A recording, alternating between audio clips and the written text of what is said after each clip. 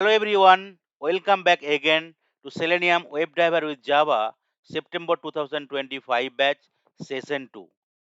In the first session, I already covered the basic of introduction, basic of automation testing, and the different setup required to start your journey in the Selenium WebDriver with Java. And also you learned little bit setting how to launch a browser, how to maximize it, how to quit it, and what are the different operations you can able to perform with the browsers or the page and different web element as well, how to identify the web element and how to interact with the web element with the help of the different element locator technique. But today onward we'll start Java. So Java will take total four classes. So second, third, fourth, and fifth session will be covering the Java basic to advanced. And sixth session onward again we'll start the Selenium WebDriver. After that we'll go to testng. Then we'll go to the framework like data-driven keyword, hybrid, and BDD framework.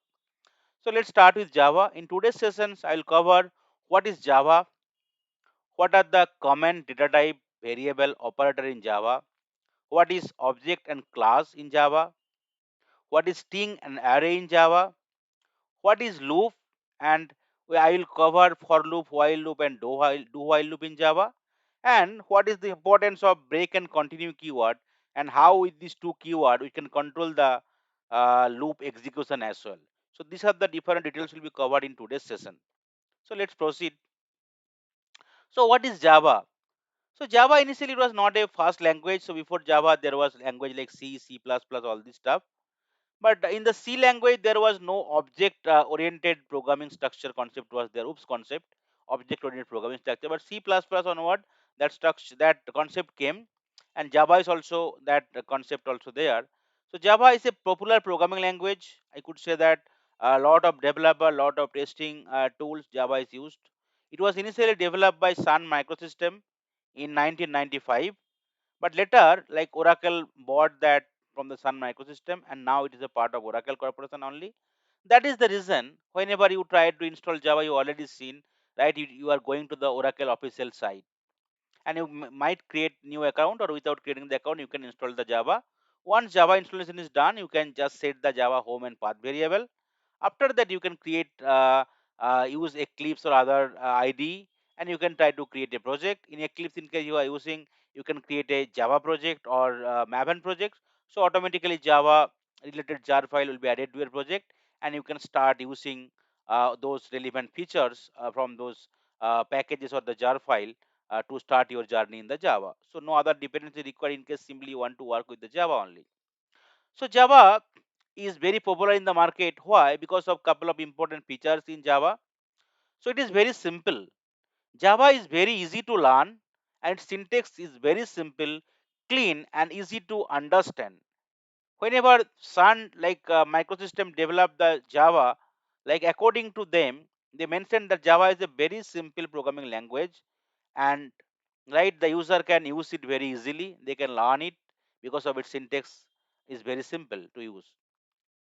Then object oriented. Java is an object oriented programming language. Sometimes this is called OOP, object oriented programming. Maybe you have most of you heard at that OOP part. So everything in Java is an object. Object oriented means user can organize their software as a combination of different types of object that incorporates both data and behavior. Object oriented programming is a methodology which simplifies software development and maintenance by providing some key rules. The basic concept in OOPS are object class, and there are four important key pillars in the OOPS are inheritance, polymorphism, abstraction, and encapsulation. Right now, no need to worry; those will be covered in the upcoming session thoroughly, so that you can get the complete idea. Then Java is portable. Java is portable because it facilitates user to carry the Java bytecode to any platform. It does not require any implementation. The platform means operating system. In case you are using Mac, Windows, or Linux, there is no variance at all. Secure. Java is best known for its security. Using Java, user can develop virus-free system easily. Platform independent.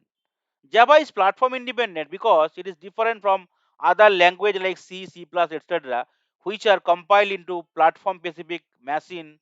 while Java is a write once and run anywhere language. So what is platform? Platform is nothing but the hardware or the software environment in which your program will run. So Java is platform independent. So in case you are writing some program in Mac system, same code you can run it in the Windows system or Linux system. There is no dependency at all. Architecture neutral. Java compiler primarily generates an architecture neutral object file format which will make the compiled code executable on many processor with the presence of Java runtime system. High performance, I could say that Java is not very much high performance, but still compared to couple of projects, performance of Java is very good.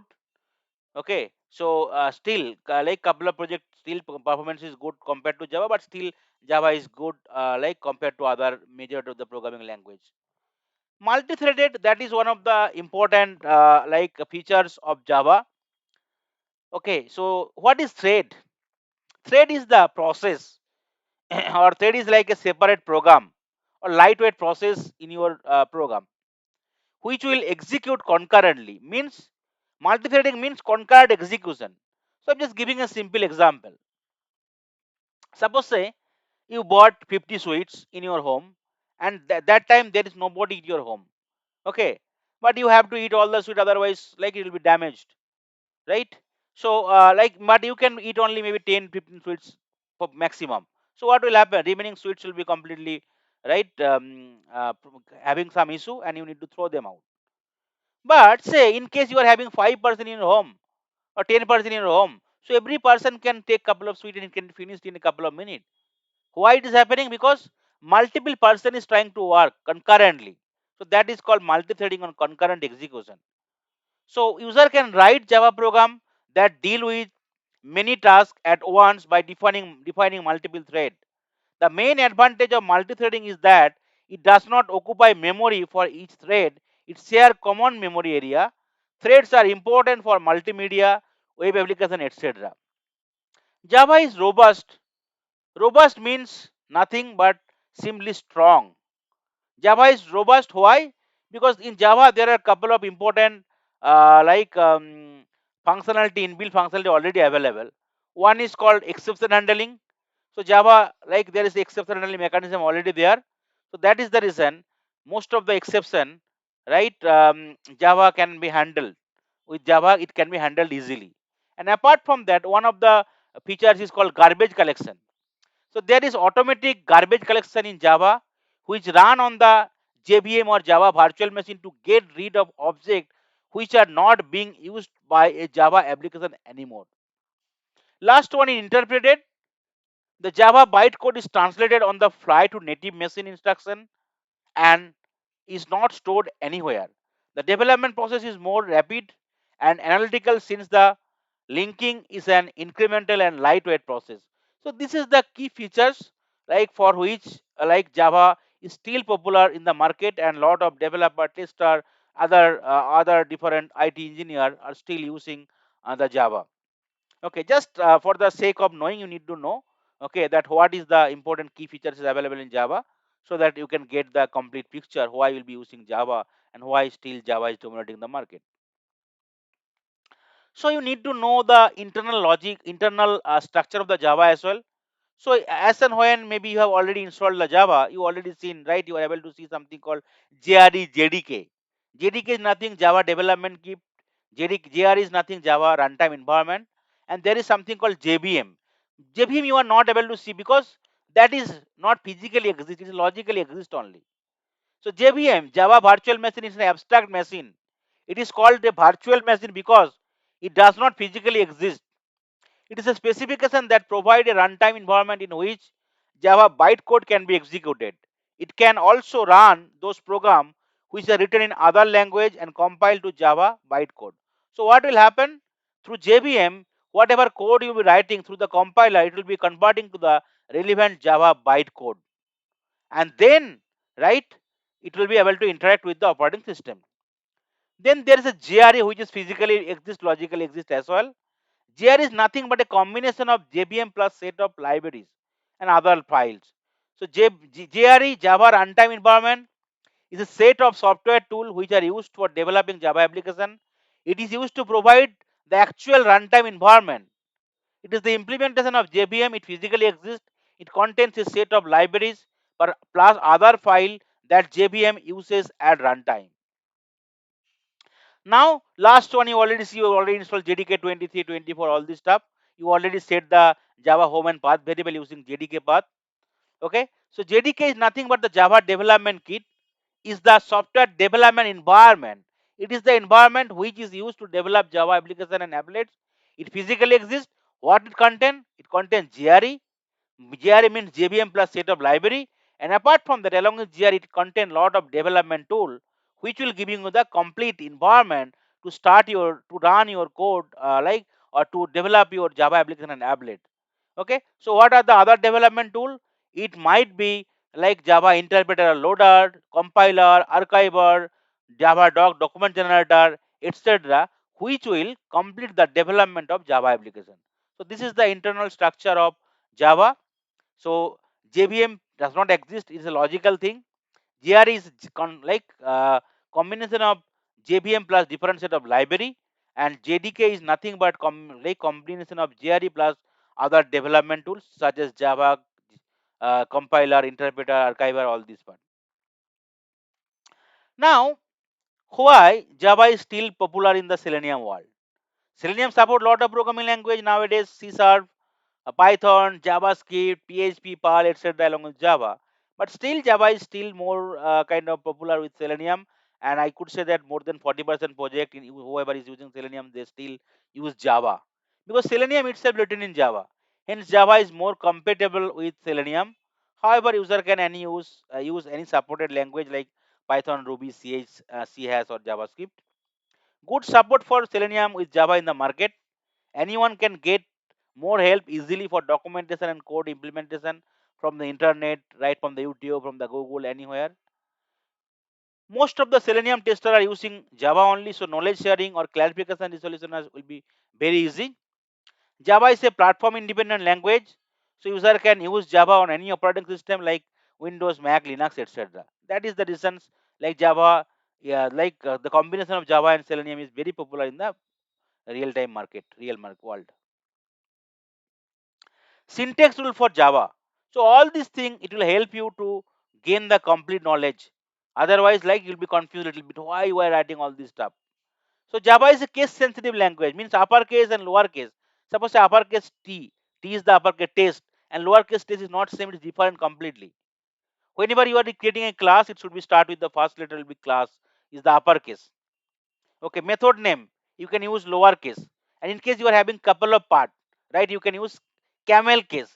Suppose the first name F will be all will be lowercase, but N can be uppercase. That is called camel case. Starting with lowercase in the middle, you can use uppercase. You can use camel case for the method, but always starting part will be lowercase. Interface in case you are using, you can use uppercase. Will be covering later. Package name should be lowercase. Constant name in case you are using to uppercase. Okay. In case you are creating a Java file, that file exactly should match with the class name. Java program execution will start from the main method, which is mandatory for Java program. But in case we are using Selenium later point of time, we will see we is using testng. Without the Java main method, still we can do the execution. So right now, no need to worry. Later you can understand that without the Java main class as well, in case we are using testng framework for Selenium, we can without using Java main method, we can still have our code and we can execute it. Every statement would end with semicolon. That part you already seen. Every code or block, every code blocks will be enclosed with that second bracket start and end with second bracket. So that is the reason, right? Class, main method, all are starting and ending with second bracket. So you should end and start with second bracket. Otherwise, it will be problem. It will be showing you the error. How you can create a fast program?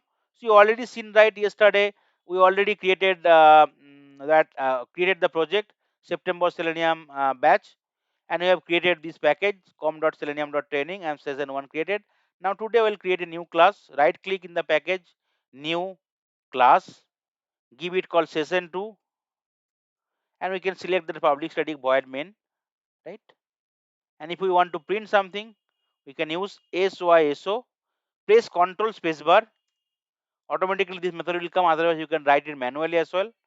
system.out.println, and here you can try to write something. Hello, welcome to Java world. Okay. Now if you are able to run it, if it is does not have happening proper structure, you can format it. Click on the source and click on format. Automatically formatting will happen. Now if you want to run it, you could see it will be giving the result in the console, right? Welcome to Java world. This is the thing, but want to run it. Now question will be coming, what will be the public static void main? So public is the access modifier. In Java there are four access modifier will be there, like public, private, protected and default. We will cover later. Static is the non-access modifier, means like we can use anywhere, okay, without creating the object. For instance, void is return type, means it is not returning anything, this particular method, and main is the method name.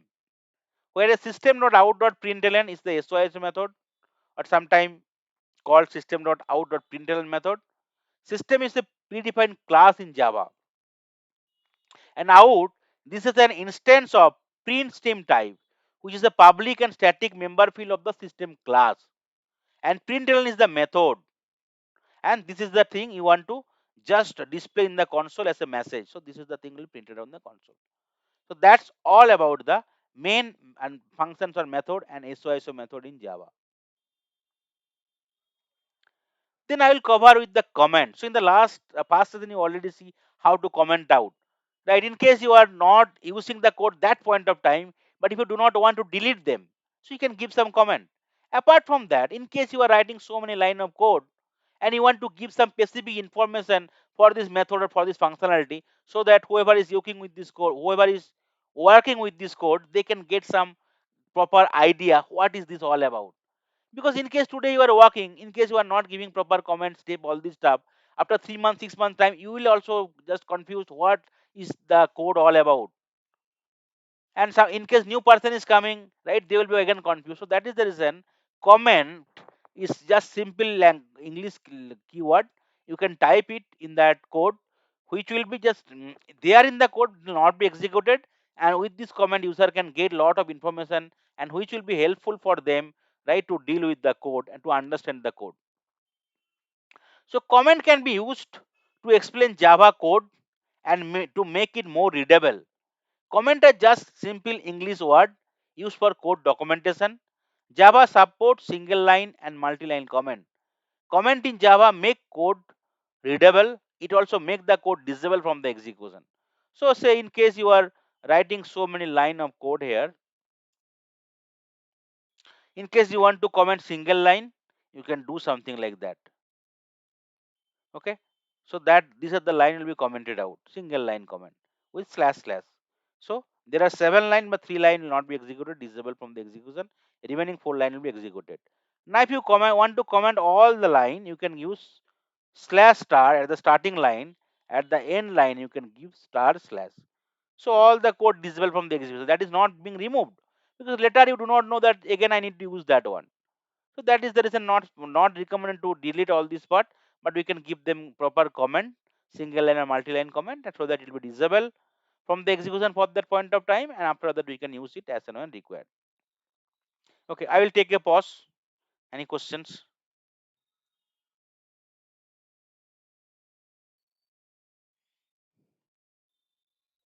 Okay, fine, good. Okay, then I'll go to the data types. Right, you are already saying yesterday we are storing something called current URL in the string, right? So what is string, all this stuff? So we'll discuss about that. So these are called all a data type, integer, double, all this stuff. So what is data type? A data type is a classification of the type of data that variable or object can hold in your computer programming. It can be any programming, but it will be still mostly called as data type. Java support primarily two category of data. Understand thoroughly. Two category of data, like one is called primitive data type and one is called non-primitive or reference data type. In the primitive data type, there are four category: integer, relationals, which is nothing but the decimal places, character, and conditional. In the integer, there are four category: byte, short, integer, long. Relational, there are two category: float and double, which will hold your decimal place. Character is 16-bit only. You can hold character A to Z, uppercase or lowercase, only one character within single quote. Conditional is nothing but the boolean. You can either hold only true or false, because boolean only consider true or false. And non-primitive or reference data type, it may be object, class, string, array, all this stuff. Okay, and you could see byte 8 bits. So 8 bit means the size of the byte. 8 bit means 2 to the power 8, means 256 total length. In case I am giving 256, so size will go minus 128, 0 and plus 127. So that is the way it is covering 256 character. So in case it is a 16 bit, means 2 to the power 16, like minus to plus, it will go. So whatever coming, it will be go minus to plus. So minus 2 to the power 8 divided by 2 is the minus part, and 0 and then 2 to the power 8 divided by 2 minus 1, that is the plus part, it will go. Integer 2 to the power 32 length, long 2 to the power 64 bit length, and float is decimal point, double also decimal point but longer digit. Character, it can only hold one, A to Z, uppercase, lowercase, boolean, true or false. Now let's see, let's define something and let's see what we will do. Integer, first let's deal with the short. Okay, byte, byt, byte is the data type. First, you need to define the data type, then variable name. I can give something called b, and after that, you can define some value called 20. And after that, you can print out that value using the variable. So, no need to give any single quote or double quote, because you are directly calling the variable, because variable data type already defined. Now, you could able to run it and you could see it will work 20. But what is the byte size? 2 to the power 8 minus 128 to plus 127, it can go. But if you give something called 300, you could see error message will be coming. Why? Because it is not matching with the size byte. But if you change it to integer, then there will be no problem, because integer size is 2 to the power 32 bit. Similarly, if you want to do something called 300.000 something like that, you cannot do in the integer, because integer cannot have any decimal value point.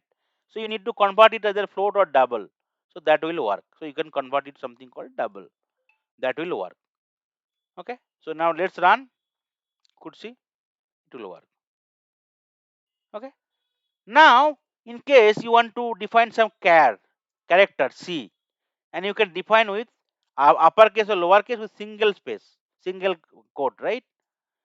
And then you can print it out. And if you want to define something called boolean data type, you could see whenever these are the reserved keyword in Java, whenever you are typing something, the color is getting changed automatically, because these are the keyword coming from the Java reserved keyword, either data type or access modifier, non-access modifier, data type, all these, but class, package, these are the reserved keyword. So automatically color is getting changed. Boolean, say b1 equal to true or false, you can only give, right? And you can print out that b1. Here you can print out C. Now let's try to run it. You could see it is coming, it is coming. So if you give true one, it will be problem, because boolean only can true or false. You could see error message is coming. It cannot, true cannot be resolved to a variable, because it can either true or false only, because this is the boolean value. And character, it can take like A to Z with uppercase or lowercase. You can give something called D, but if you give something a D, it will throw the error. It will take only one single digit, uppercase or lowercase, and it will work. So these are the primitive data type, and non-primitive data type. Basically, all the stuff will be covered slowly. But non-primitive data type, actually, this is called reference data type. It is referring something, not directly, but it is referring some other stuff, that is called non-primitive data type. Class, object, string, array, interface, all this part. Then data type and variable is very much linked, because you cannot have any variable with a data type. In case you want to define something, it will throw the error. So if you remove that double, you cannot define B, because it will not able to understand what is B all about. Immediately it will throw the error. So you need to understand what is B. So that is the way, right? Data type will be there to define the variable. So what is variable? A variable is a container which will actually hold the value while the Java program is being executed. A variable is assigned to a data type. Variable is a name of the memory location, because you are working in a language, there will be memory location, and this location variable will be stored, and that thing you are referring whenever you are calling that variable. So Java variable are case sensitive. Okay, so in case you are defining something called another variable called D, capital D, so it is not same. Okay, here you can give something called 20. So now you could access capital D, you could see what is the thing will be displayed. It will be 20.70, not that 300.70 will be displayed, because these are the case sensitive. Uppercase, lowercase is not same. Then variable name should not match with the Java keyword or reserve keyword. Whatever keyword, reserve keyword is there, you cannot create some variable. Suppose say I want to create some variable integer. For is the reserve keyword. Are you able to do? No. It will throw you the error. Okay, because this is a reserve keyword. You could see token for, but you can give for one or underscore one. That is fine, because for is a reserve keyword, but for one or underscore one is not a reserve keyword, right? So you can use that something called variable like that. But any reserve keyword you cannot use, like double, char, for, do, while, if, else, all these. But there are a lot of reserve keyword. So how can you get to know? You could see the color will be getting changed.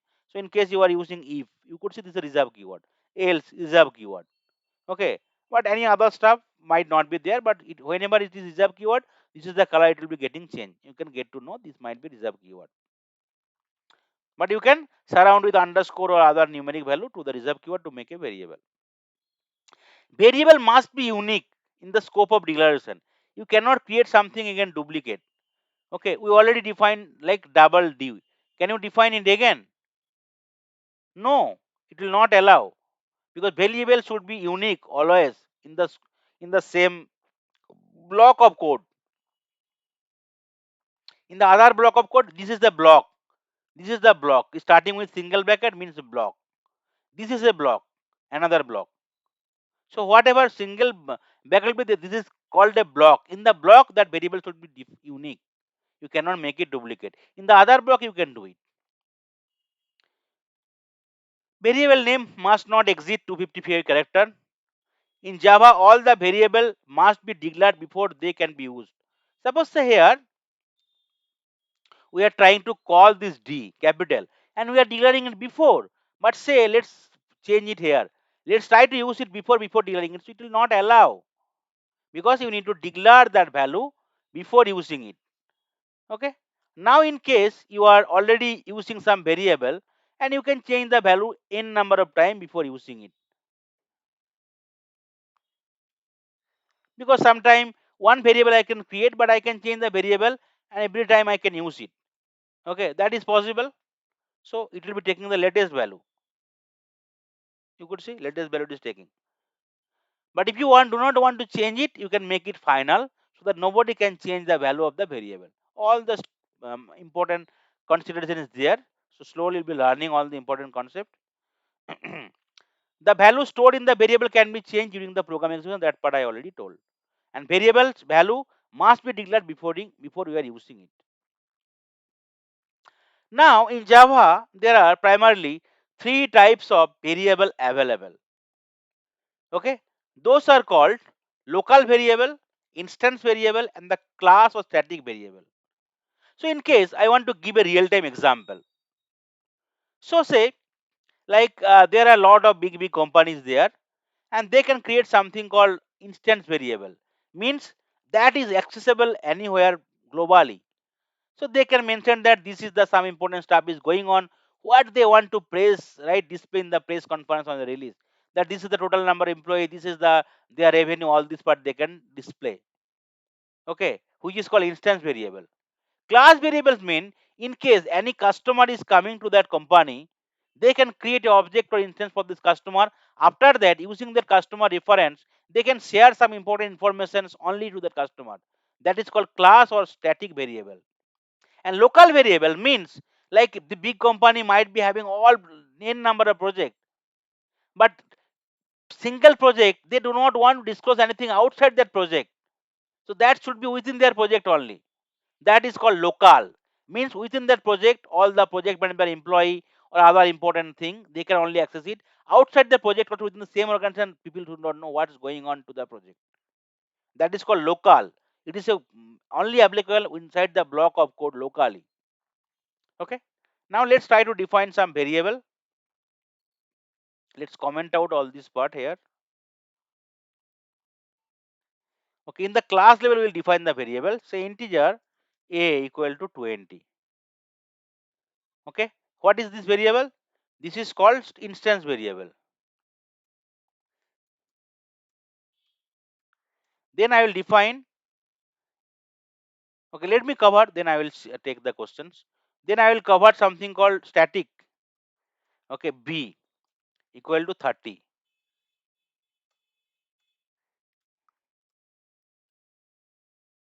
It is called static variable.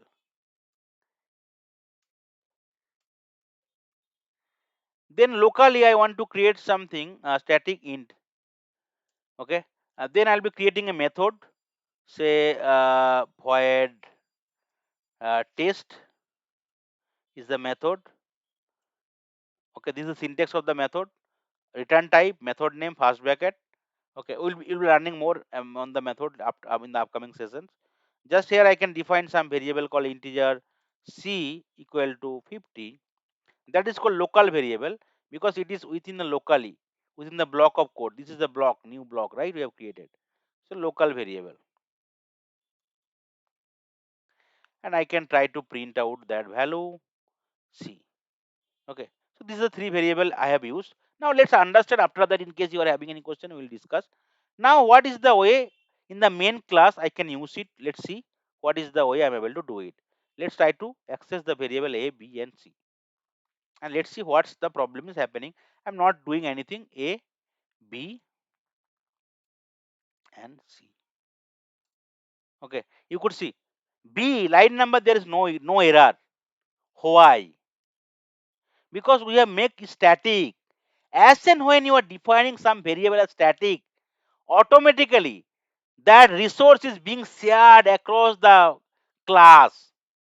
So automatically anywhere within the class, anyone can access it. So there is no issue at all. This is the static variable I'm calling. Directly I can call it because that is accessible by anyone because it's globally accessible. That is the importance of static variable. As and when you are defining something as static, that will be accessible anywhere in that class, any resources in the class, and we are able to access it without doing anything. Then instance variables means we need to create an object or instance of the class first. Then we can use it. How you can create the object or instance? The class name you can take. You can create an object, anything, give variable name equal to new class. Okay, that is the object created. Now with this help of this object, you can try to access this. Object dot a. You could see error message gone. So that is the way you can create access something which is right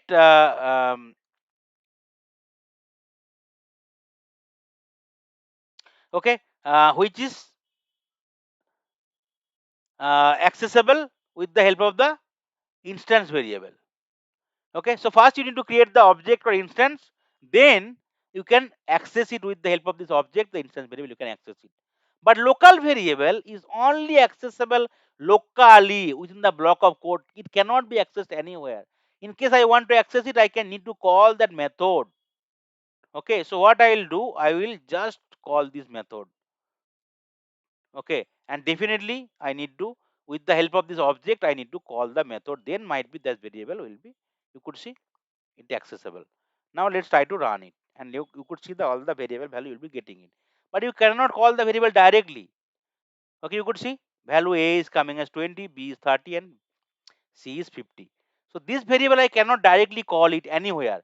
This is a local, it can be accessible with the block of code only locally, but I can call the method, then somehow I can try to access it, but not with the calling the variable name. And static variable, as and when you are defining something static, you can use that variable anywhere within that class without creating any object or instance. But for the class or instance variable, you need to first create the object or instance, then with the help of the object reference you can call that variable, and it should work in that particular class anywhere. Okay, so this is the three concept of these three variable. Okay, any questions? I will take it now.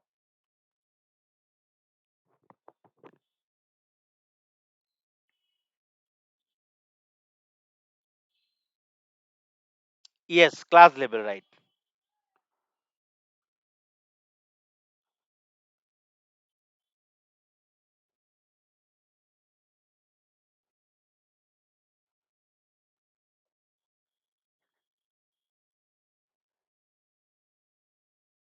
No, this yes. No, no, that's fine. No, no, no, no, here. We'll check later, point of time. Okay. But this is the class level, right? This is the class. And this is the public static void main method.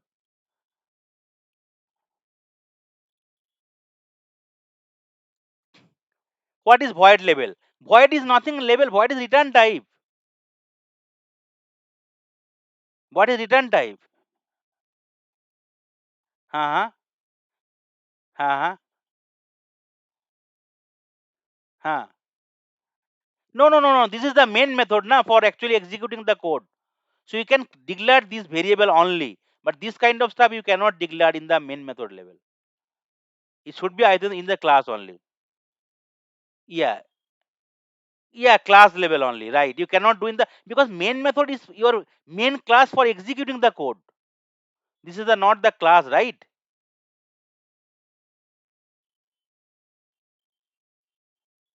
Yeah, this variable you can use it. Okay, here there will be no problem, right? But other type you can only use it in the class level because this is the main class which we are using. We'll be using it to execute our code. Whatever code we are writing in the any of the this particular class anywhere, we will be trying to execute it using the main method. Okay, which will be helping us.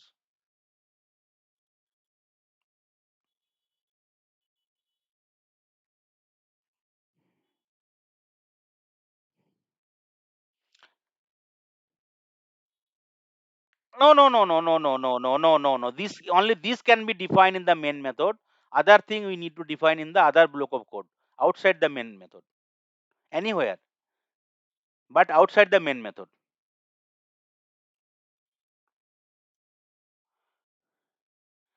Okay. Then we will discuss about the operator. So operator is nothing, just provide performing some operation. So in like arithmetic also you are doing some operation like multiplication, addition, all this stuff. Guitar equal to is like relational operation, assignment operator, logical operator to check logically like or and or nor like that. So these are the different operator also you can do using Java. So operator in Java is a symbol that is used to perform operation like addition, subtraction, all this stuff. Let's comment out all this code. Let's define some variable, say integer a equal to, in that way you can define some variable also in integer a b. Okay, that is also possible. Same data type you can have it. After that you can define some variable called 20. Okay, b equal to 8. That is also possible because here also we are directly creating so that I can use it in the main method. So that is the only type we can do it, but other type we cannot allow possible. Okay, so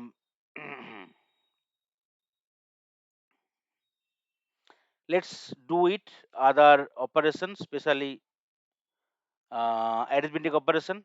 What we can do, a plus b,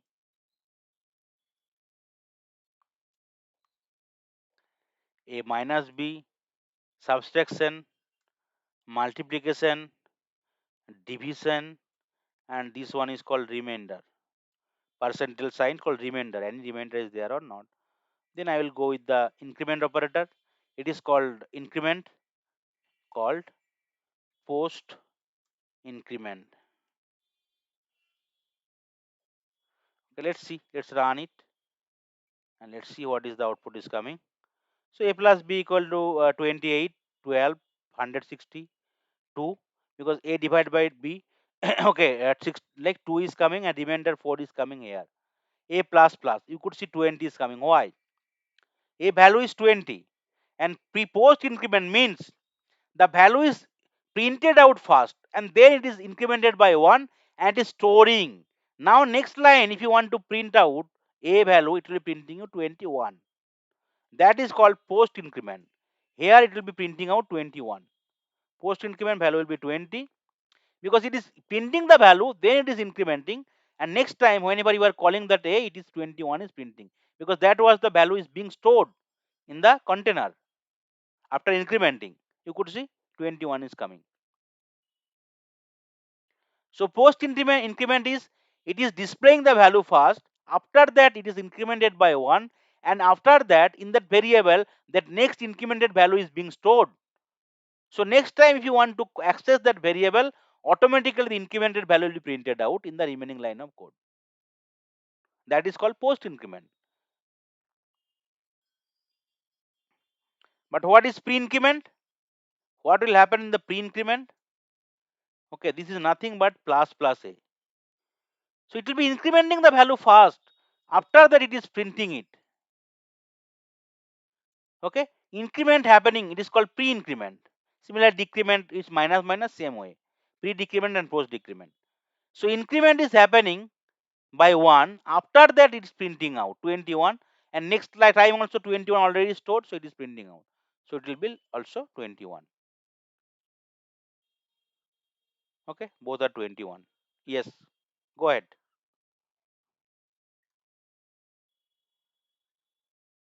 Yeah, what is your question? Go ahead.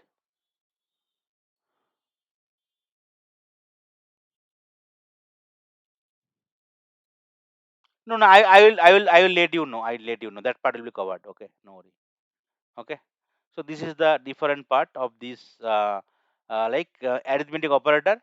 Then I'll go the relational operator. You can check with two variables. Okay, and you can give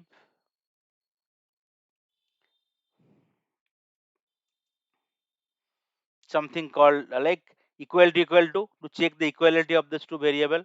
They'll not equal to, greater equal to, less than, less equal, like that. You can use it. Not equal to sign. Okay, not equal to sign. A greater equal to, less equal to, and less greater equal, like that. You can check it. Okay, whatever way you can do it. Okay, so this thing, sixth thing, you can check it. Equal, not equal, greater equal to, less equal to. So it will giving you true or false, especially for those two variable, whether is all the logical thing is working or not. This is called relational operator. Arithmetic operation we have no. Then now we'll learn about the assignment operator. So whatever you try to say, like that, assignment operator. So a value is already there as 20. Okay, now I want to add it directly, 10. So what I'll do, right?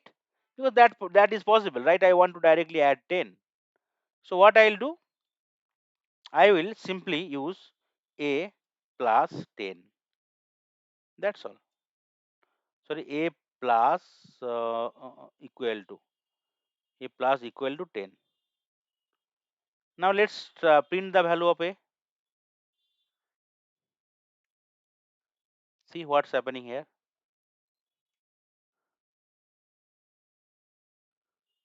What is coming? 30, right? So instead of 1 plus plus, we have used already plus equal to 10.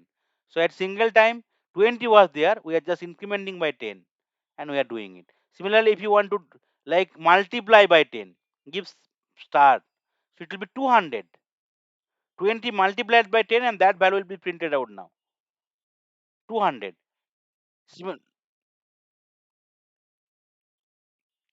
No, I do not want to write. I want to store it somewhere.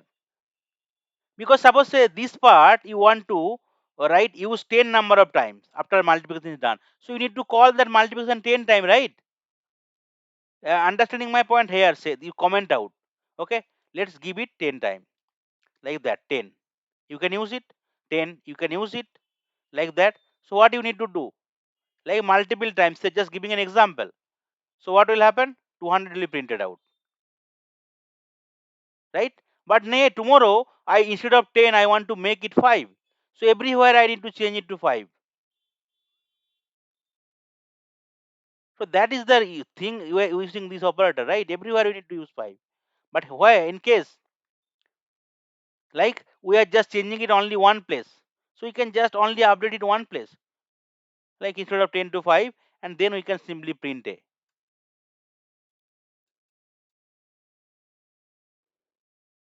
That is the beauty. of this operator.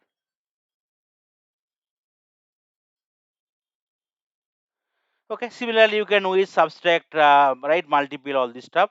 Then we'll be dealing with the logical operator, logical not, logical and logical or. So, what we can do, primarily create some boolean variable, boolean, say b1 equal to true,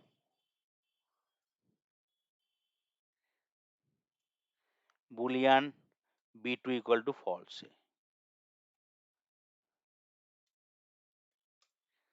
What we can do, we can check that not or nor not operator, right? So what will be doing, not sign, say b1, then logically and b1 ampersand ampersand b2, sorry, b1 ampersand b2. Okay, in case both conditions are true, then only it will be true. In case anything is true, false, it will not be false. And it is just pipe symbol or, logical or. This is the three operator, logical not and an or. Let's see. Not means b1 value is true, it will be coming just opposite, reverse part, false. And here b1 and b2, because one is false, it will be coming as false. Whereas or is anything is true, it will be coming as true. So that is the way it is coming. So these are the main key important operator. There are a lot of other operators there. So that is not n, but these are the primary like operator mostly used in Java. So I've tried to cover. Apart from that, there are two other operators there, like maybe later point of time you can slowly learn it. But these are majority of the important operator mostly used in Java.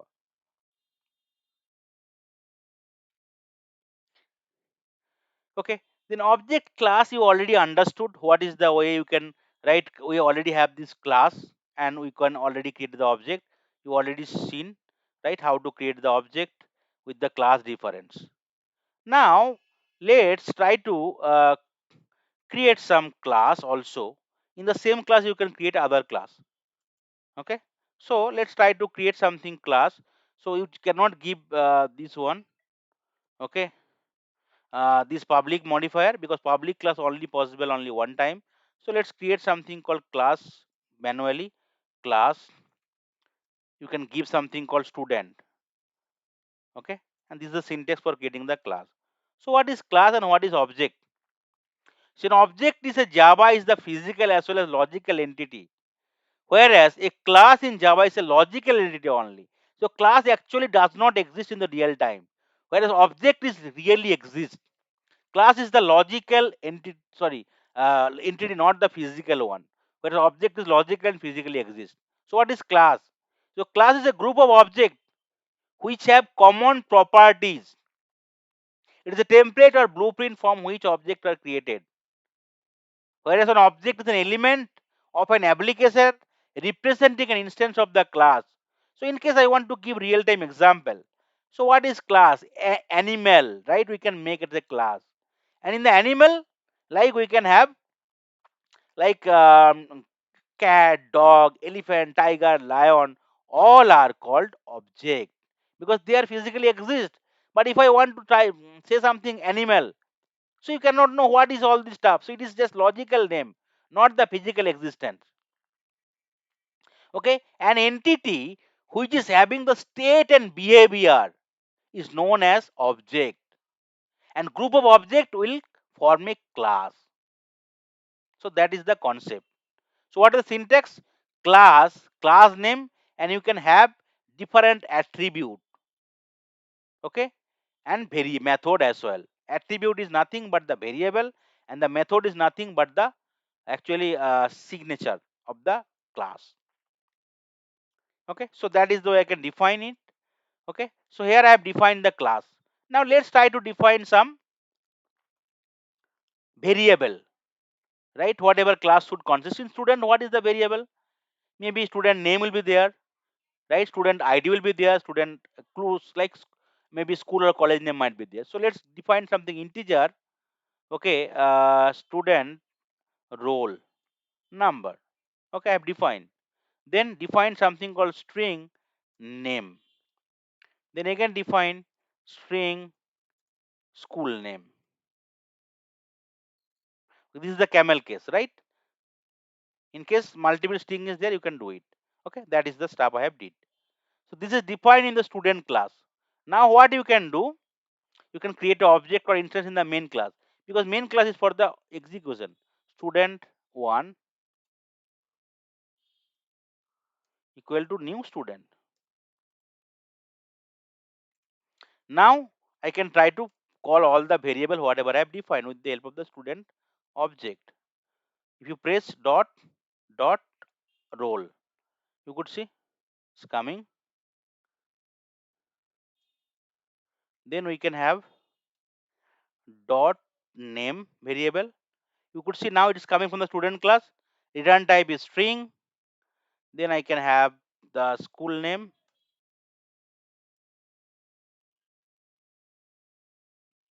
Now what will happen?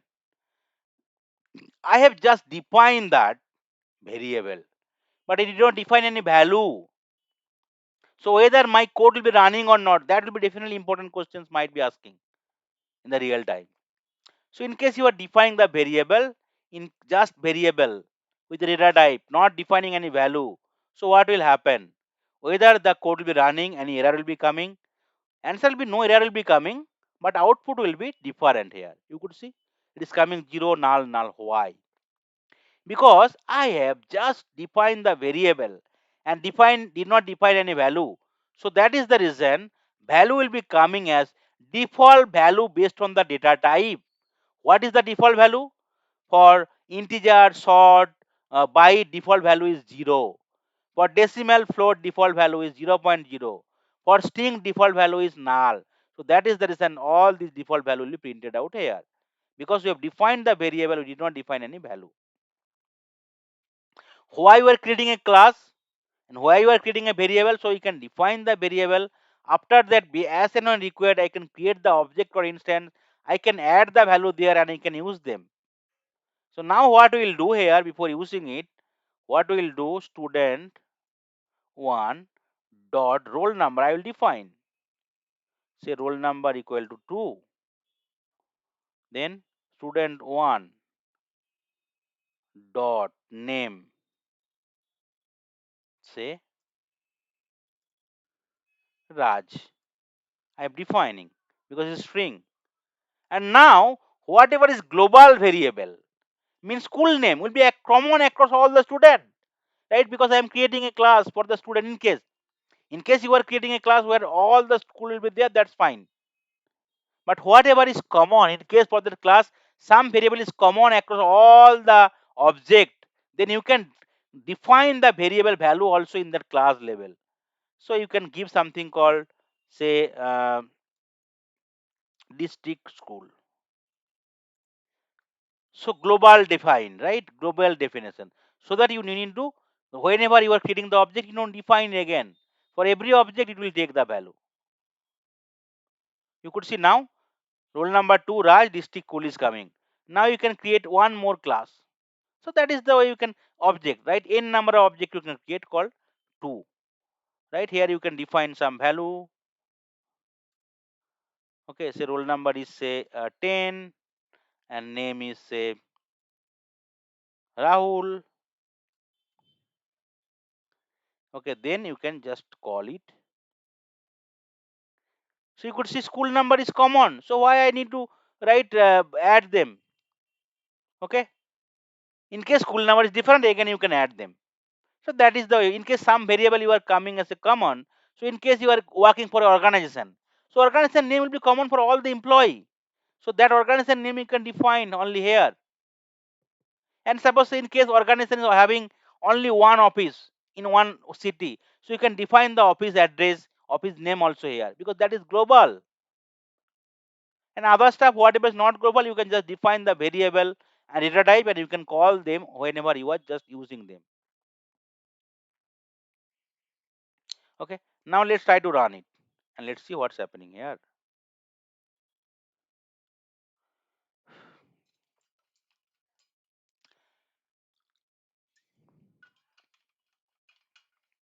You could see Second class, sorry, second object, whatever created for the student class is coming also perfectly fine.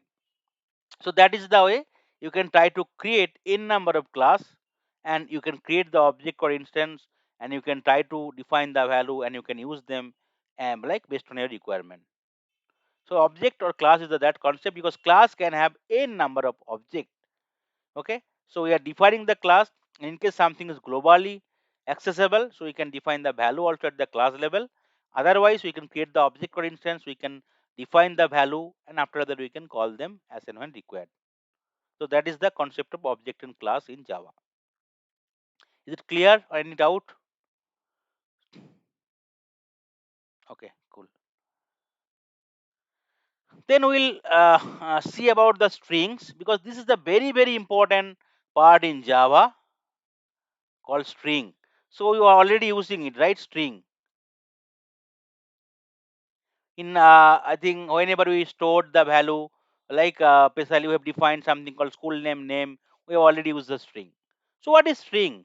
And we are also using double quote, because string is a sequence of character written in double quotes. Strings may contain alphabet, number, and special character. The java.lang.string class provides many useful methods to perform operation on sequence of character value. An array of character works same as a Java string. String can be also created with the help of new keyword. So you can define the string directly, string, variable, and this one. You can define some character, you can convert it to string, or with the help of the new keyword, you can define the string. This is three-step process available to create the string. So now let's other two steps you can give a try. So first steps we'll do here. Let's comment out all this code.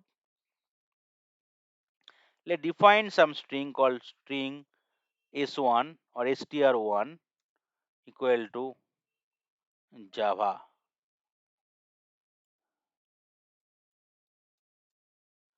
Okay, let's create another string.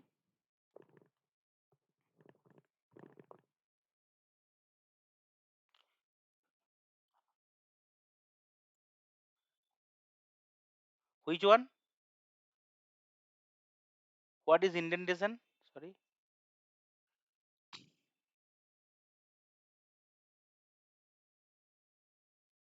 No, that's fine. That is fine. Okay, that is not. You can format it. So automatically it's formatting, na. So that will look like, right, if you are starting from the first, right? Okay, that is not required. Okay, yeah. Okay. So here you can give something called lowercase Java. Okay. Then what you can do, in the string there are a lot of important methods available in the string class. So if you want to like merge, concatenate, or combines two string, you can use plus operator.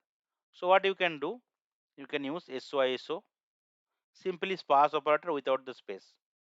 String 1 plus string 2. And if you want to give some space, what you can do? Sorry.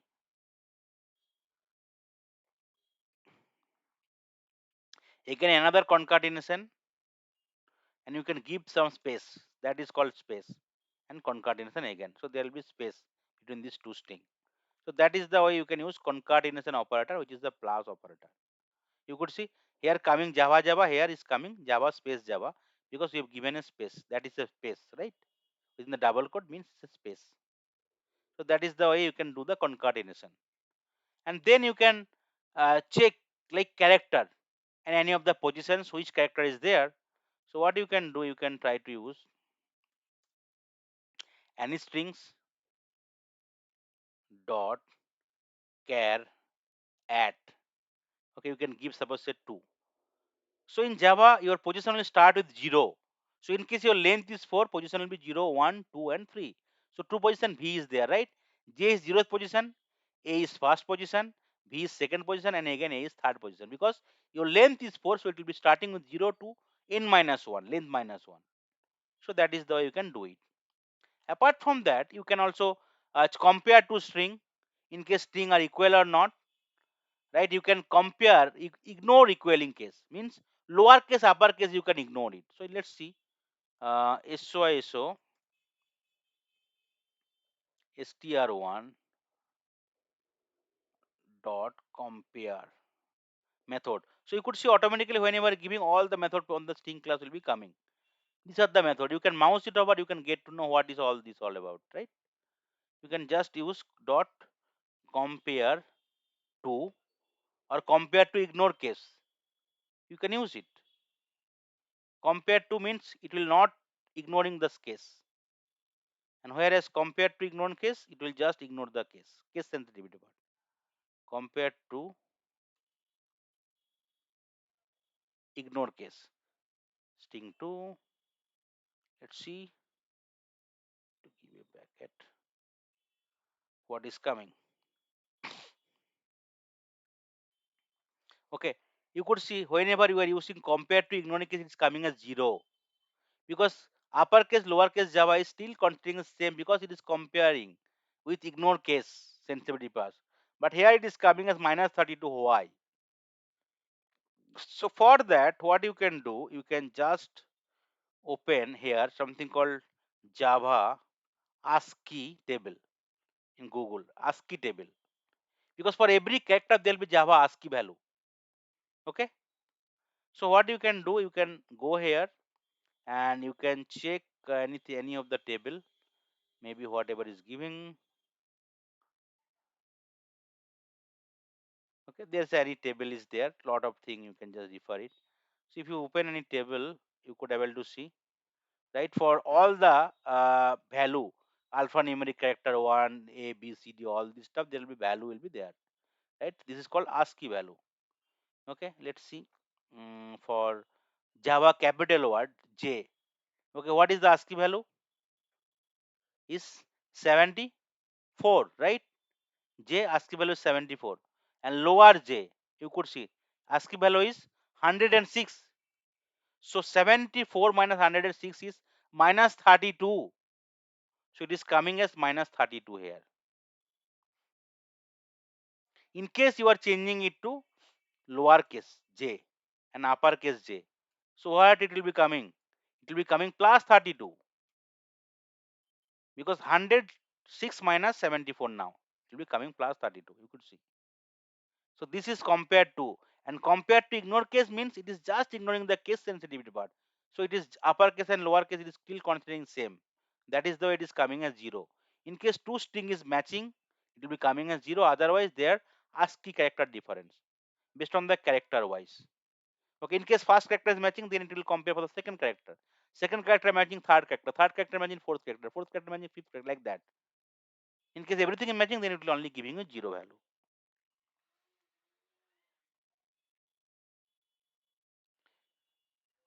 Then you can check the length of the string.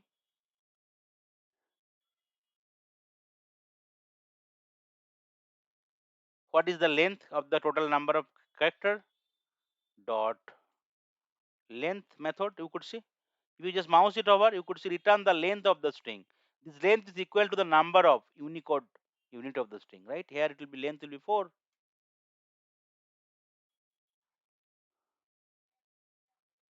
Okay, 4 length is coming as 4.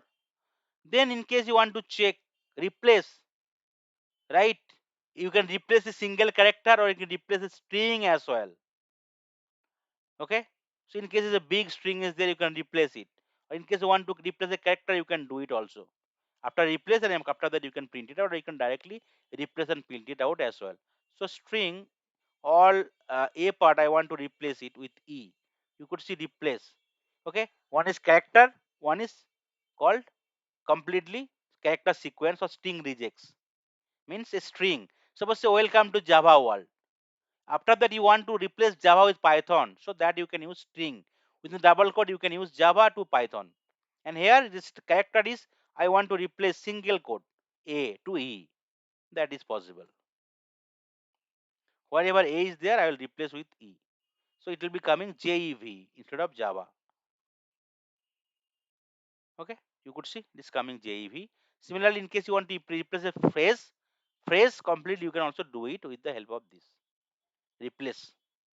Then you can change it to lowercase uppercase.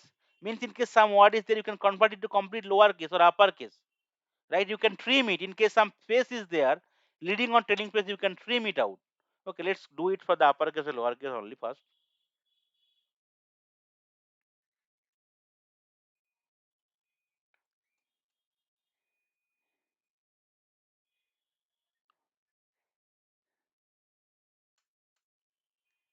dot to upper. You could see to uppercase dot to lowercase.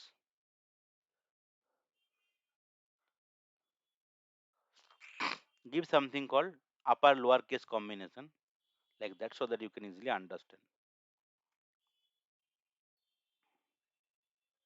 Okay. Now you could see all are coming as uppercase, all are coming as lowercase. Okay. Trim means in case you are giving some space. So this space will be also considering during printing. Okay. You could see the difference now. Automatic everywhere it is difference. Now you could see the difference came. It is not coming as same, right? Compared to equaling. Why? Because this is a space. So space is not same. It's the character also. So you could see the space is coming here, right? But now if you want to remove the space, whereas not the middle portion, leading and trailing portion. Leading means starting and trailing means ending part. Because somehow we have retained it, but that is not required. So what you can do, you can just simply trim it. Okay, there's a method called trim to remove that all the leading and trailing space. Okay, you could see trim. Okay, returns a string where whose values is this string with all leading and trailing space removed, where space is defined as an any character whose endpoint is less than or equal to this one space. All space will be removed, only leading and trailing, not in the middle position. So now you could see in the last line the space will be removed. Okay, you could see this last thing space is removed, but other part space is there. Now you can check anything contents with some word or not. You can take a phrase and you can check. Suppose in a book that there's like there's a paragraph. In the paragraph you want to know something, some keyword is they already used or not. You can check contents. You can similarly check with start with, end with, right? Whether this or paragraph or this line is starting with something or not. It will give you the boolean value true or false. So that way you can get to know that whether it's content start with or end with or not. You can check the string is empty or not. Means in case you are creating a blank string that is empty, either in case any string value is there that will be coming as true because it's empty. Okay, sorry, false in case it is not empty. How you can define a string as empty? Okay, you can create something called str3. Okay, just double quote without any space. That is empty string. Now what you can do? You can check whether any string is empty. So str1 definitely it will be not empty. Dot is empty. It is not. But other string st3 will be empty. It will be true.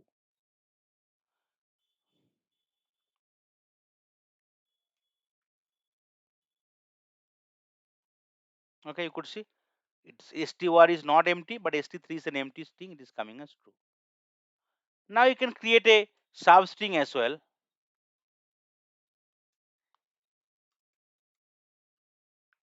Okay, so how can you do it? Substring. Let's take that string reference dot substring. You could see you can give the begin index. Means from the begin index, all the remaining string will be coming as a substring. Otherwise, you can give the begin index or ending index. So the middle portion from this within that particular part, it will be coming like that. So you can give the begin index as 4. So for 4, it will be remaining line, it will be coming as substring. But if you give the begin and middle in end index, the middle portion will be coming as substring. You could see welcome. Welcome. This 4 part is already came because from the fourth position means here the remaining stuff is coming as substring. But if you're giving some starting and ending part, you can also do it. The remaining part will be coming as substring. So this is the important string operations. Like we can deal, you could see it is starting with 4, it will go till 7, right? Means 4 to 8, that position. Okay, 3 word is coming. Okay, 5, 6, 7. Okay, this is the 3 word. Okay, this is the zeroth position. This is the first position, second, third, fourth, and 5 is coming. Okay, this one is coming. And along with space. Okay, this fourth position is total coming. Fourth to 7. So this is fourth, deal this 7 space. Total 4, 5, 6, 7. That is coming as substring. So this is the important stuff you need to later point of time you need to check, especially Selenium also, because string is a very big, important like reference variable. Okay, and we'll be using a lot in the Selenium as well, the string part. Okay, which is the reference data type. Okay, or non-primitive data type, and object classes you already know, string also know, and be covering array, and interface will be learning later. So these are the different data type I think mostly I've covered here. Okay, so I will take a pause. Any questions before going to the next part?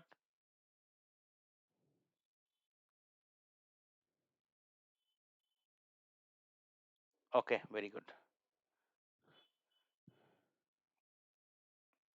Okay, then we'll cover about the array. So we already learned about the strings, then we'll learn about the array. So what is array? Array is a collection of similar type of element that have a contiguous memory location. An array is a common type of data structure where an all element must be of same data type. In case you want to define something integer, you should be having all the integer elements as an array. In case strings, similarly like array. Suppose I am creating a fruit class, right? And I can define all the fruits variable, right? Instead of one by one, I can define in a single thing within a double quote, or that is the part, right? That is the reason array is required. So array is common type of data structure wherein all element must be of same data type. Once defined, the size of an array is fixed and it cannot increase to accommodate more element. So that is the drawback of the array. So to solve this drawback, Java collection framework is came, and we will later learn later, because array is static length, you need to define it. And once you define the length of the array, you cannot add more element to the array. But in the Java collection framework, instead of array, you can use array list. That is fine. We will learn later to reduce that drawback. Okay, and in case, suppose you are defining the size of the array is 4, and you are defining only 3 element. So remaining element you will take based on the data type default value, though you are not defining. So that is the like disadvantage of array. So but it will take the static thing. But collection framework will take the dynamic thing. Means in case you are defining 3 different data, it will take the dynamic length as 3. In case you are defining 10 data, it will take the dynamic length as 10. So that is the difference between the array and collection framework, especially array list. Okay, so we can store only the fixed size of element in the array. It does not grow its size at runtime. To solve the problem, collection framework is used in Java, which grow automatically. There are two type of arrays: single dimensional and multi-dimensional. Single dimensional means this data type, the dimension, and the array name. Data type, dimension, multi-dimensional, array name, and then you can have the value. Like array, we can define in two way. One is step by step, or we can directly define the array in a single line. Let's see the implementation. So in the step by step, first we need to declare the array. Let's deal with some array. Okay, I will deal with two type of array. One is string and one is integer. Okay, in string type, I will just step by step I will go, and I will define some array. Say what is the stuff we need to do? We need to declare the array type, right? So let's define something called string and give the variable value of the array called string array, and dimension, single dimension, right? That's all. First step. Okay. Then new second step, you need to construct the array. Okay, this is the variable equal to new string. What is the size I want to do? I want to give the size as 3. Say size is 3. So 3 element I can store. Okay, this is the construction and initialization. What is the variable name? So 3 means 3 element, 0th position, first position, and second position. So I'll be defining something called 0th position. Okay, say give some value, like maybe here I can give some array called fruit, array name. Okay, so you can change everywhere. Okay, give the some fruit name called banana. Okay, now we can define, let's define two element, say banana and apple, or apple or banana. Okay, now what we can do, we can try to access all the element.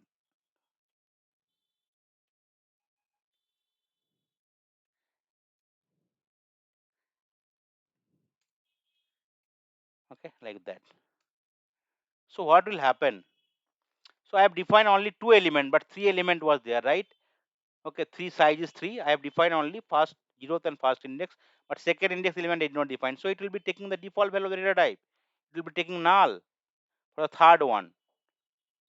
So once you define the size, it cannot be increased or decreased. And after that, if you want to like have more thing, right, it will be throwing the error because size is three, so you cannot access some element as the fourth position, like fourth index actually. Third index means fourth element. You could see coming as error called array index of bound exception. Index 3 out of bound for length 3. So that is the problem will be coming. So this is the one process to define the array step by step in any data type, but you cannot have any other data type, right? You cannot have like called integer. Okay, like that. It cannot have because it will be having same data type. It can only have type mismatch, cannot converting integer to string. Okay. Now we'll see the other approach. Let's try to define some directly integer two dimensional. Okay, this is the two dimensional and give something called number and equal to, then I can give something called row wise 1 comma 2 comma 3, that is one row value, and again give comma another called 4 comma 5 comma 6.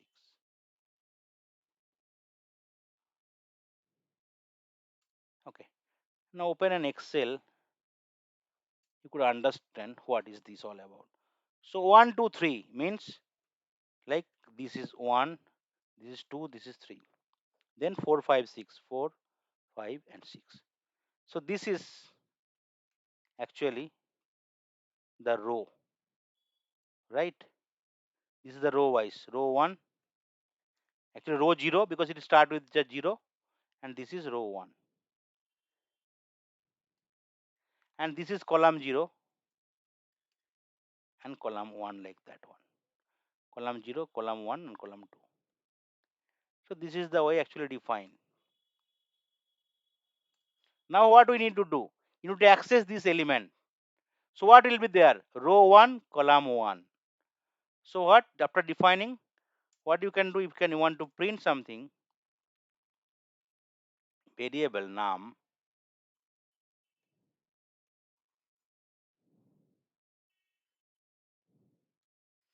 okay, row 1 column 1, it will be giving you the value as 5. Okay, similarly if you want to access more, it will throwing the error.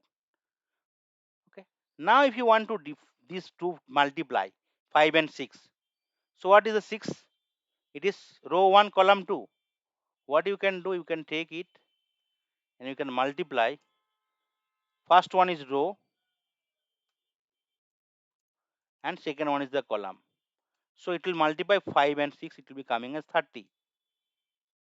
So that is the way you can define multiple things in a single line. You could see, and you can access them as and when required. That is called array.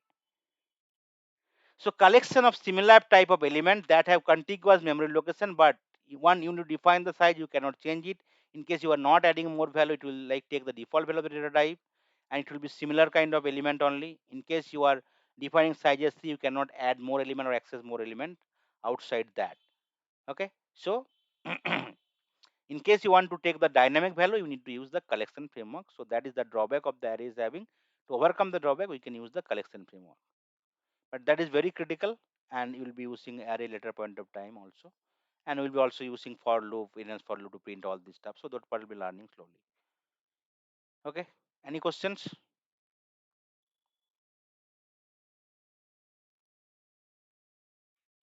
Okay. Then we'll be discussing about very important stuff called loop in Java. Okay. So why loop is required? Okay. In case you want to do the same repetitive task, right? You can use loop. And in Java, there are primarily four loop available: for loop, while loop, do while loop, and one is called enhanced for loop or for each loop. But enhanced for loop primarily used in the collection framework only. So I'll not going discussing here right now. Whenever you'll be learning collection, that part I'll discussing. So here we'll be considering three loop: for loop, while loop, and do while loop. So what is loop? There might be situation when user need to execute a block of code several times of several number of times. Statements are executed sequentially. The first statement in function is executed first, followed by second, and so on. Loop statements are used for repetitive execution. There are primarily three type of loops apart from enhanced for loop: for, while, and do while loop. What is the giving example based example? Suppose say you are residing in a flat. Okay, there might be a particular block where 30 flat is there. Okay, and you need to invite everyone. So there is a repeat thing you are doing, right? You are starting with like 0 and you are going till 30, 29. So that is the way you can like go to all the flat.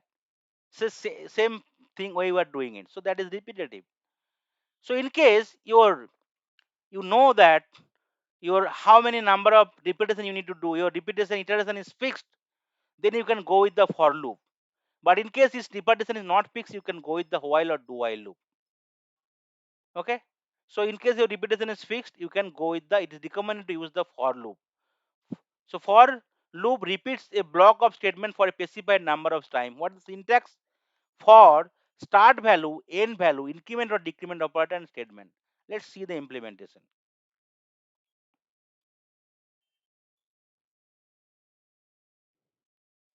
For integer say I equal to 0, okay, starting value, right? Ending value. So I want to start with I equal to 0. I want to go till I say less than, okay, less equal to 5, 0 to 5. That is the way. In case you want to go till 4, you can give something less equal to 4, or you can give less than 5, means it will go till 4. Then I plus plus, I want to increment. Then second bracket so you want to print the variable I. That's all. That is the loop.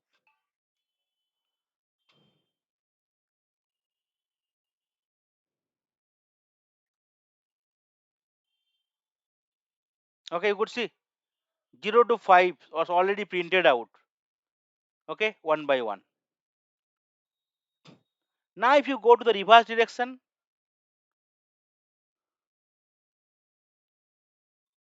what you can do,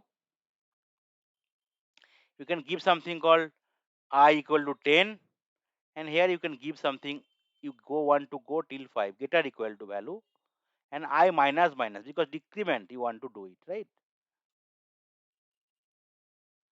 Okay, so it will be starting with 10, it will go till 5, decrement value.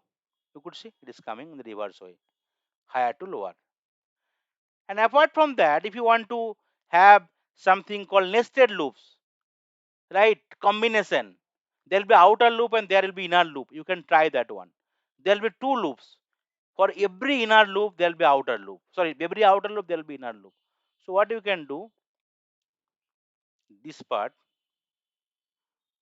simply, so this part is fine, I can take it. This is the outer loop. So I want to go I equal to 2, I less equal to 2, like, so it will be 0 1 and 2, it will print it out. But within that for loop I want to go another for loop. For I can just give something called another variable,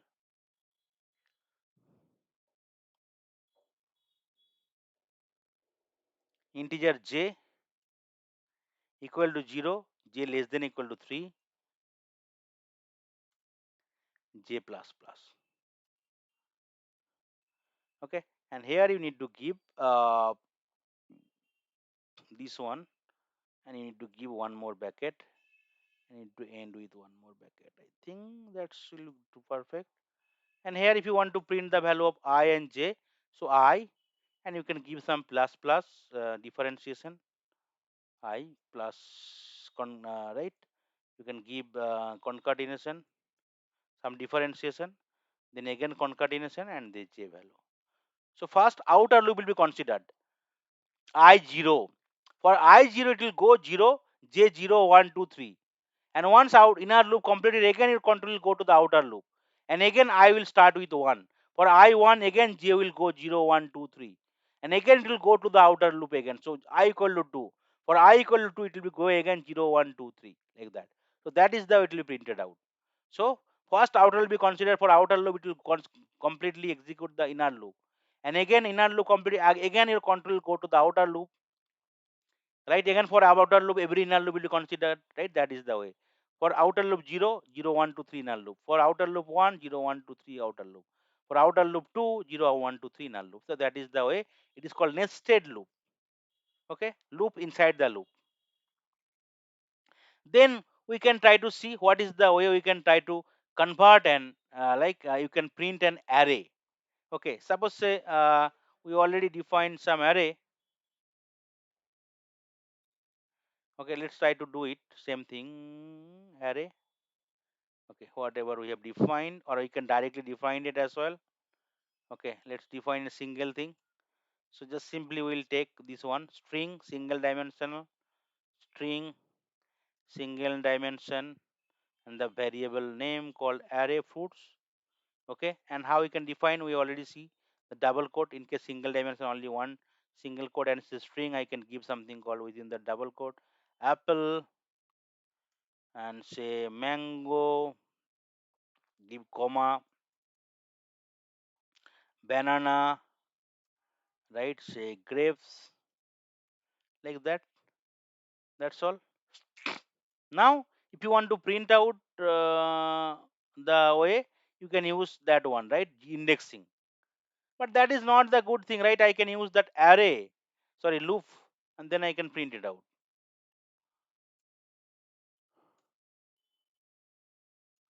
What is the way I can do? I can go with integer I equal to 0. And what I will do, I will go till length minus 1. So less than length, because that is your variable length. Because you do not know what is the length, you can make it dynamic. In case you are adding 5 element, it will take that 5, so it will go with 0, it will go till 4 and I plus plus. And here you can print that one, right? Fruits. So so variable fruits. So you could see how easily I can print it out. I. That's all. Now see, let's print run it. Let's see what's happening here. Okay, apple, mango, banana, grapes. Now if you add two more elements, so it does not matter. Just you need to add it here. Okay, say papaya. Okay, say watermelon.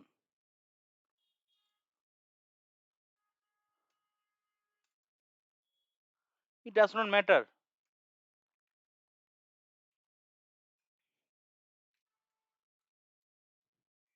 Okay, you could see all are getting printed out. So that is the way you can use the for loop. Okay, now in case your number of iteration is not fixed, you can use while or do while loop. But while loop, it will check the condition first and then it will be doing the execution. So initialization, condition, statement, and increment or decrement operator. So you can just comment it out. It is called while loop. While you can define that one first. Say integer I equal to 5. Say I'm giving initial value. Then while okay I less than 10. Less than 10 means it will go till 9, right? Less than 10 so the value of I want to print it out, then I plus plus. That is the syntax. Let's see. It will start with 5, it will go till 9 because less than 10, right? That is the while loop. Then do while loop.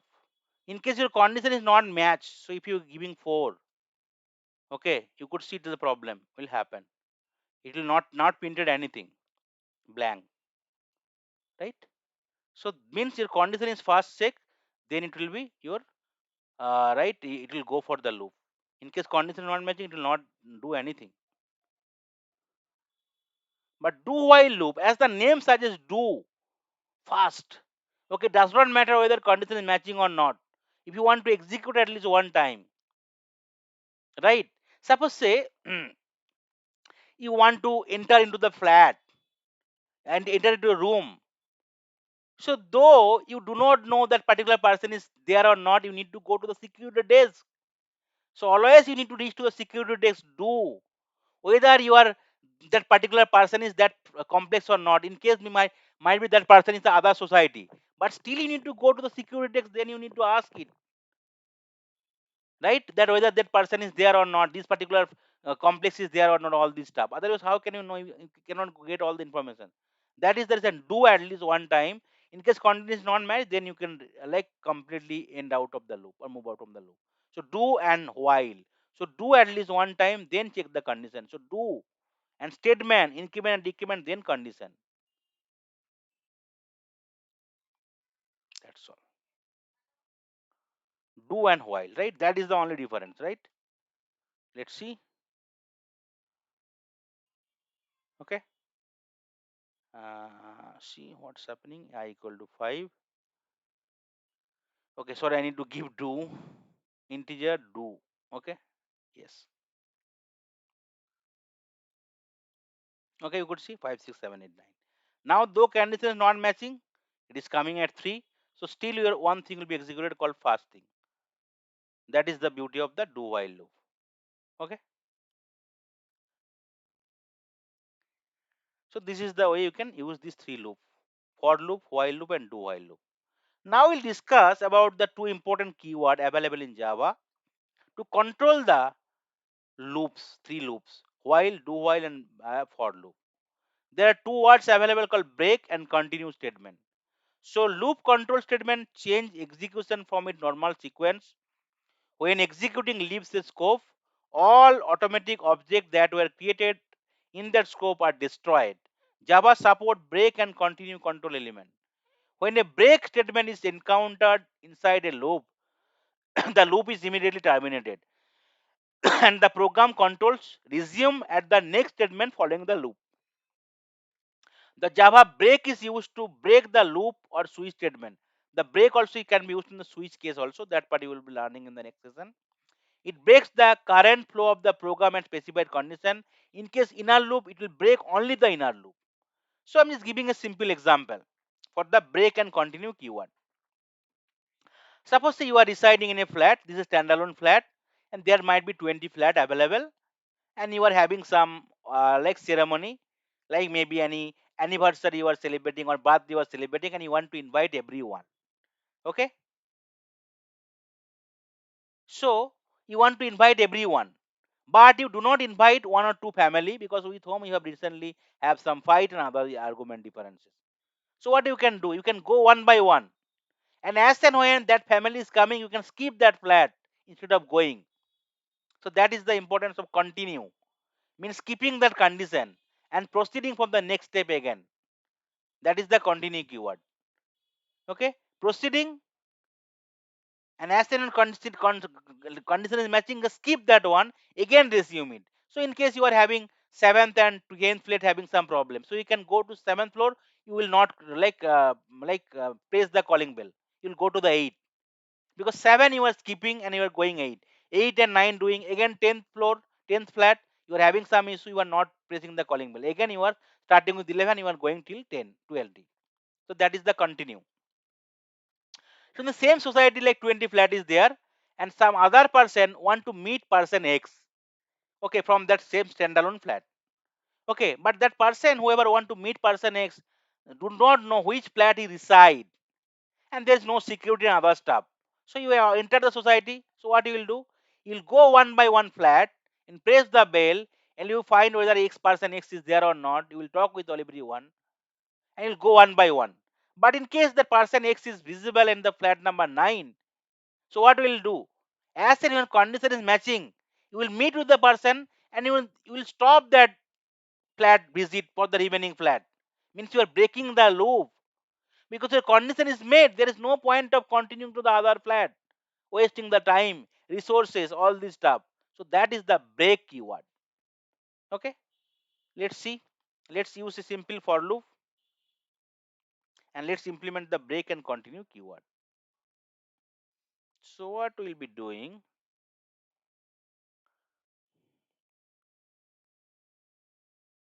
so this is the for loop,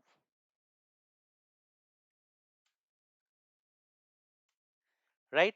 I'm just using, and here what I want to do, okay, I can give some condition within that loop. Here, if, let's give it with I equal to 10, it will go with I equal to 1, and 10 if I equal to 5, break. That's all. And then print it out, remaining part. Check the condition and then print it. Right? You could see 1, 2, 3, 4. Why? As said on condition is matching I equal to 5. You are not going to continue the remaining stuff. You do not want to do like go with the remaining. That's all you are doing. That is the break. As said on condition is matching, you are immediately terminating the loop. Okay. And here you can use continue. What will happen? You will just simply skip the step and it will again, it will go with I equal to 4. As soon as I equal to 5, it will just skip that step. Again, it will resume from 6. That's all. That is the difference of these two keyword. And through this keyword, you can control the loops execution. You could see 1, 2, 3, 4 is coming, 5 is not coming. Why? Because as and when it is coming with 5 equal to 5, I want to continue. I want to go to the next iteration. 6, 7, 8, 9, 10 is coming. So that is the way these two particular keywords will help us to control the execution using different kind of loop. Okay. So I'll just repeat it once more. After that, in case anything is there, I can discuss it. Okay. So Java is a very popular language in the world. Okay, it is a Oracle corporation, like it is a part of Oracle now, the Java programming language. There are a lot of important features available: simple, object oriented, secure, portable, architecture neutral, platform independent, high performance, robust, multi-thread interpreted. That is the reason Java makes gain the popularity in the world, and still developer, tester, or other engineers still using Java to build their framework, to test their framework like that, or to build their application okay. In Java, there are three important stuff is there in the Java internal architecture: JVM, Java Virtual Machine, GRE, Java Runtime Environment, and JDK, Java Development Kit. JVM is just an abstract machine. It will just there's a compiler available through which Java code will be converted to the Java bytecode. And GR is nothing but combination of JVM plus different set of library files or library, which is definitely physically exist along with logical existence, but JVM does not physically exist. And JDK is a combination of GRE per different development tool like loader, compiler, archiver, and it will creating the real-time development environment which is used to develop different Java application or applets. It physically exists as well as logically exists. Syntax rule: Java is skin sensitive.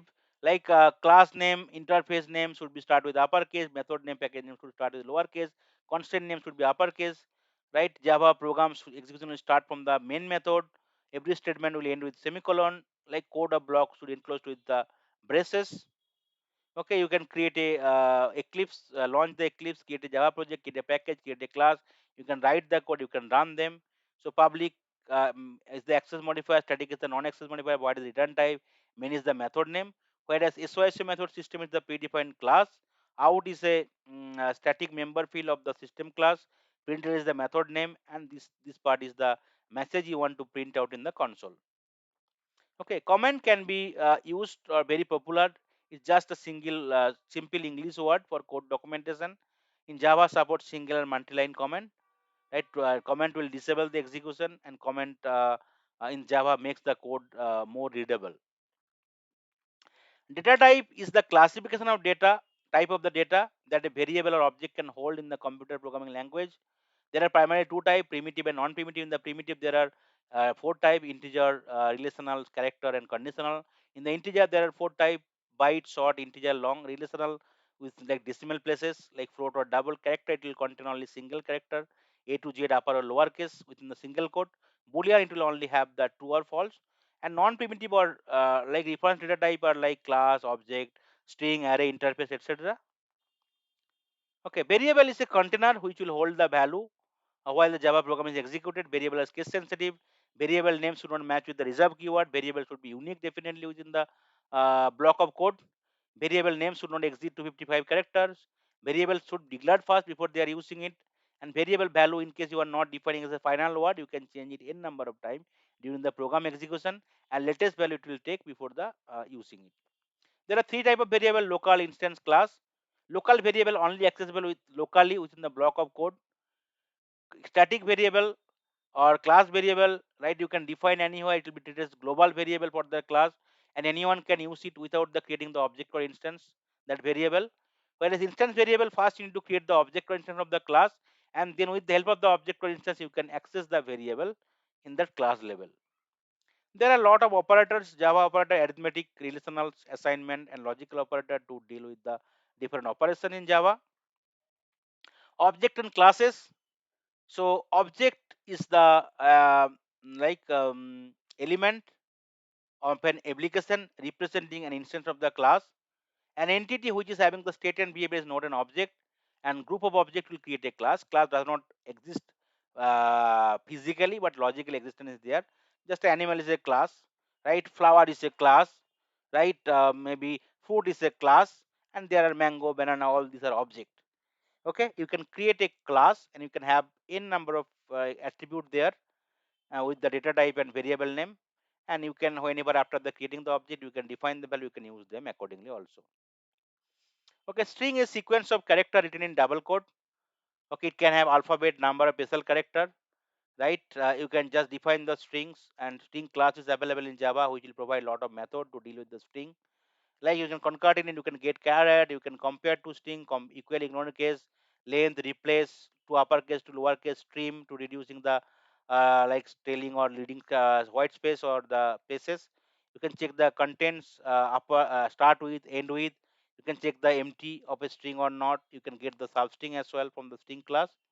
Array is a collection of similar type of element which is having the contiguous memory locations, right? Array size will be 0 to n minus 1.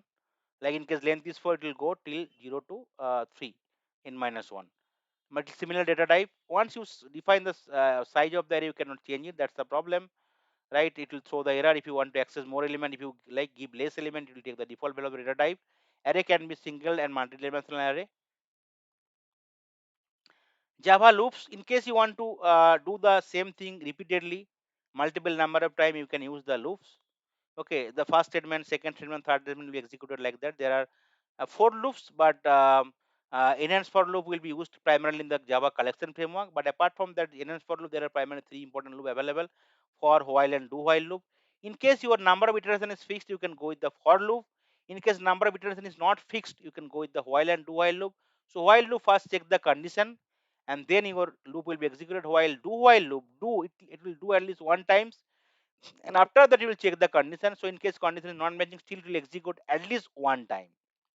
And you can use the break and continue keyword to control the loop.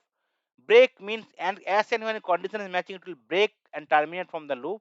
And continue means it will just keep that condition and it will proceed again the next iteration. So that is the different stuff I tried to cover today. So go through the video, and in case you are having anything, we can discuss in the next sessions.